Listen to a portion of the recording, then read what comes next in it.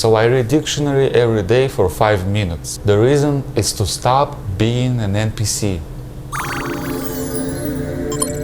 Let me elaborate. Look, I have a collection of interesting words that I wrote down this week. I knew some of them, like bogus, bottleneck, but I just didn't use them. Instead of bogus, I would rather say the popular fake. Instead of brackish, I would rather say somewhat salty.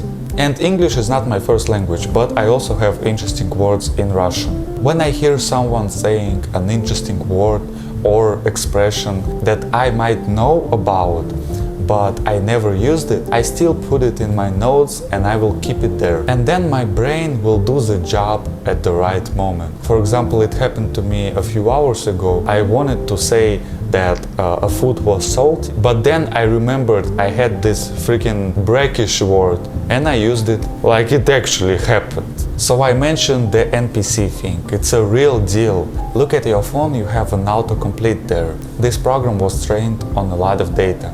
You and your friends talk to each other, and autocomplete worked on your messages and also on messages of a lot of other people. And once you start using the autocomplete, you will realize that it works all the time. It works because you have the autocomplete in your brain. So stop being an NPC. For some people it might not be convincing. I understand. Like, okay, I am an NPC, why would I bother? Before we proceed, let me tell you that I do live streams on this channel every Monday, Wednesday, Friday, Saturday. So, what about this? The more emotional words you know, the higher your mental health. Knowing the word boggled, to say I feel boggled, won't help you deal with midlife crisis. But at least you know that you are boggled and not overwhelmed or surprised. And large vocabulary allows for higher bandwidth communication because you can use a word that would otherwise, you could use a single word that might otherwise take a sentence to convey. Lastly, if you feel like you are not funny enough, learning new words might boost you.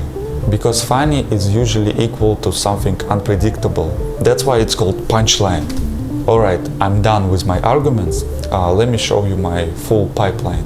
So I read the dictionary for 5 minutes, write down interesting words, then every Monday I put the words from my notes to the hard drive storage.